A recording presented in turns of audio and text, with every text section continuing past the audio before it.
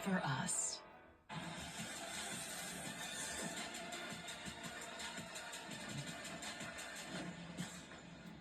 Hello, beautiful people. Welcome to another But Net special. Edition of This Nothing is But Net. by I'm Debbie our women's Antonelli, and I'm basketball here head coach for along with NC head coach of State North Carolina Wolfpack State University, is Wes Moore. Wolfpack West. Let's go. Yeah. Wolfpack West. I like that's your Twitter handle, right? That's right. Yeah, we'll put it out there so everybody knows. Thank you. It'll go viral. Wes, man, what a journey. Like 13 years at NC State. Can you believe it's been that long? Because it doesn't seem like it to me. Going fast, that's for sure. And it's been a heck of a ride. I tell you what, proud of what the young ladies have been able to accomplish. So it's been fun. When you look back at your initial first year and where you've come with the program, what would you say were some of the things that you know that you validated through the process? Because I know you're all about the process and the journey. Yeah, actually the first year was one of probably the most enjoyable. Inherited a team that, hadn't been to the tournament in a couple of years, but we had some good players and they were hungry. We had 6 or 7 seniors and they were hungry. And so it was one of those fun years. Expectations were really low. And again, the players were very driven. Our AD, Debbie Yao, who had hired me, said the first year, "Oh, just do the best you can and go recruiting." But heck, that team won 25 games and it was a lot of fun. But, I'm amazed when I look at this conference, and when I came in, of course, was when we were starting the first expansion with Notre Dame and Louisville and Syracuse and Pitt. And some of my coaching friends are like, "Are you nuts? You're going to the ACC now?" And when I looked at it and thinking, at that time, I probably thought, wow, with all these people in this league, we'll probably, just never be able to reach the pinnacle. And just amazing, really.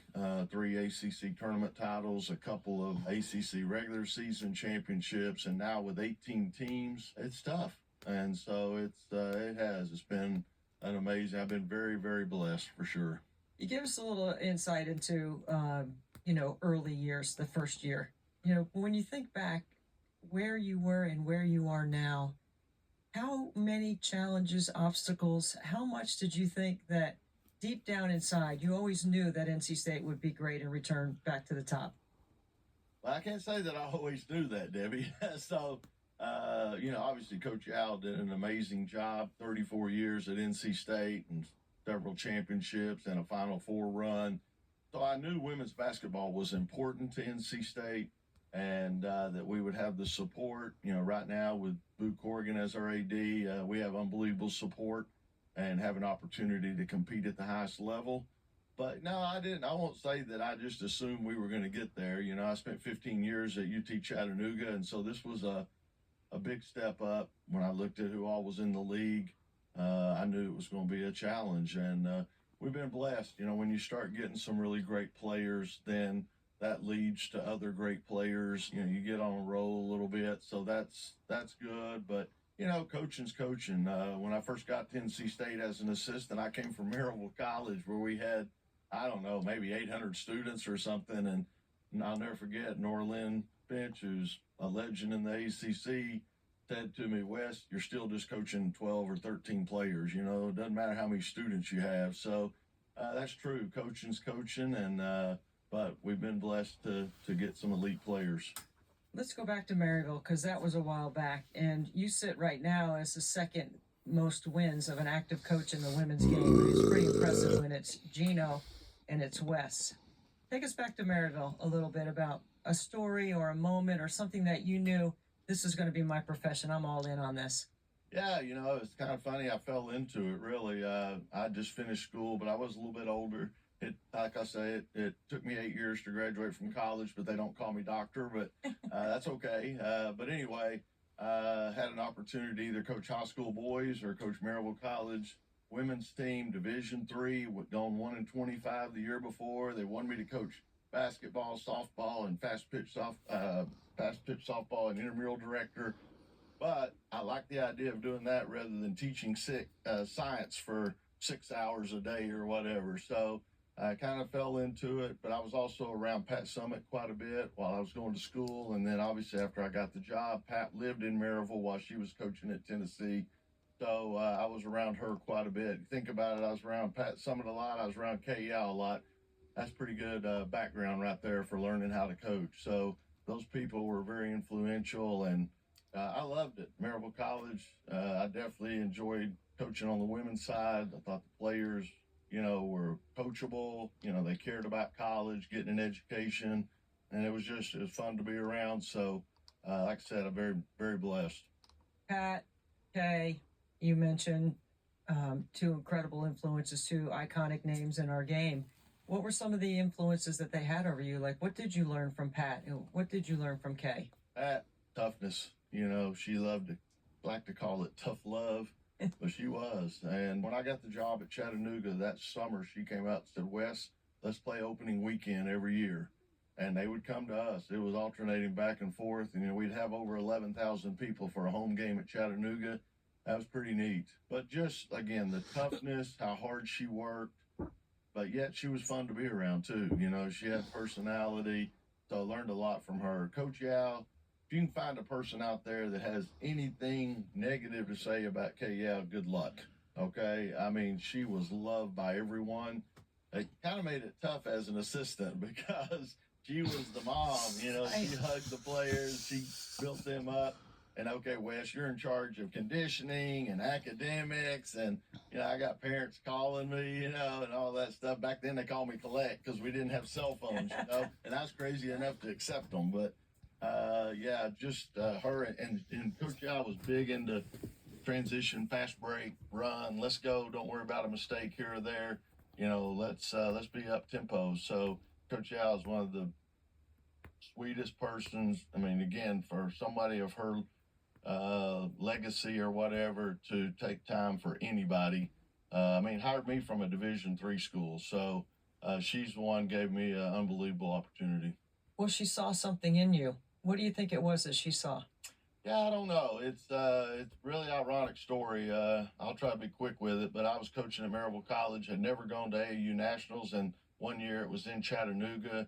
I was interviewing at a Division II school, actually in North Carolina, Catawba, and so I thought, I'm going to go watch some games over there. I saw there was a Tennessee team and a North Carolina AAU teams playing at the same time.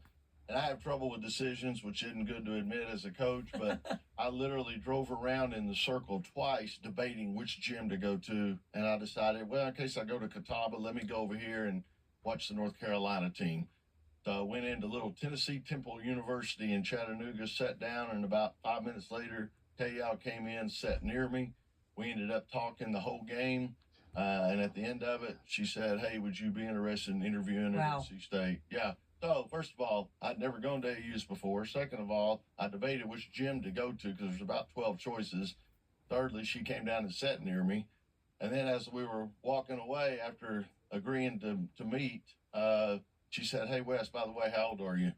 And I said, well, I'm 36. She said, okay. And later she told me I had made up my mind. I'm not hiring anybody under the age of 35.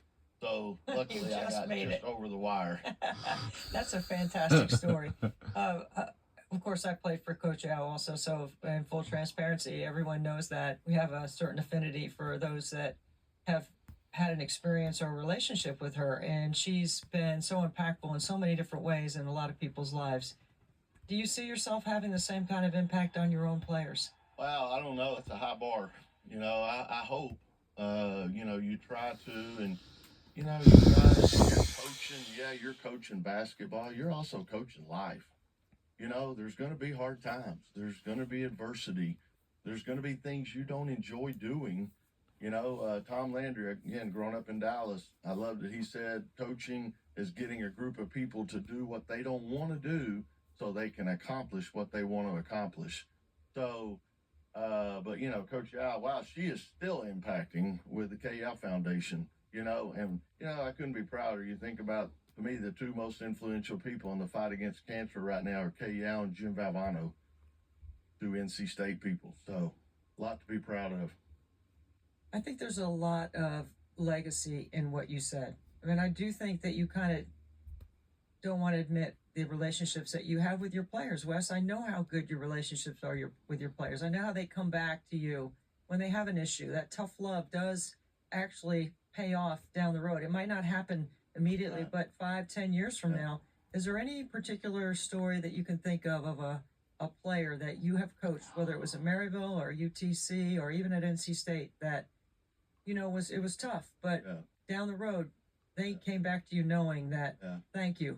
I feel blessed. Been a bunch. It's ironic. I had both my knees replaced this summer, and so one in May and one about 5 weeks ago. And I'm sitting around for the first few days. You're kind of stuck, and so I was looking through some old stuff and just see some of the notes and letters that players send you, and I've held on to those. And there's been cases. I had a young lady at Chattanooga, great talent, but went through some times where maybe she didn't realize the opportunities she had and those things. And so for her to write back, had a young lady that's now a single mom with a couple of kids, and she wrote, Coach Moore, I don't know if I could have made it through this if I hadn't have been, but again, it's funny. We had a couple of years ago, 5 of my former players from Maryville decided to come over to a game. They stayed at the house for 3 or 4 days and came to a game. Hadn't seen some of them in like 30 years. And so a friend of mine texted me that Saturday and said, hey, what are you doing? I said, well, I've got 5 former players here. I said, it took them 30 years to forget what a butt I was. And he texts back, it won't take long for them to remember. So, when you got support like that, I mean, how can you go wrong? I remember your first point guard, right? Oh, yeah. Talking about Honey? Yeah. Yeah, Honey Brown. Yes. People, we visited the White House when we were on a trip up there, and she wrote that name in the book, and they were like, okay, that's cute, but, what's your real name? But that was her real name, In Tennessee, you can do that. I mean, heck, my dentist in Tennessee, his name was Bubba. So, everything's possible. But, I just, again, it has been unbelievable, and I enjoy being around the players, and sometimes, you get where you're frustrated, there's so much talent there, and we got to get it out of you. I think hopefully most of them eventually see it. That's the essence of teaching, which is actually what coaching is, right? Coach Al used to say that if you were called a teacher, that was the greatest compliment you could get as a coach. Do you feel that? Yeah, I mean, I do. We all want to be liked, for one thing. That's hard to do sometimes. My wife told me if you want to be liked, you need to sell ice cream. This coaching gig, you're not going to be liked by everybody. So, you want to have an impact on them, and you want to see them be successful after basketball. Basketball is only, for most of them, it's only for 4 years, So there's a whole lot more out there, and hopefully they learn life lessons and they learn how to win forever, not just for 4 years. So we'll be right back on the other side.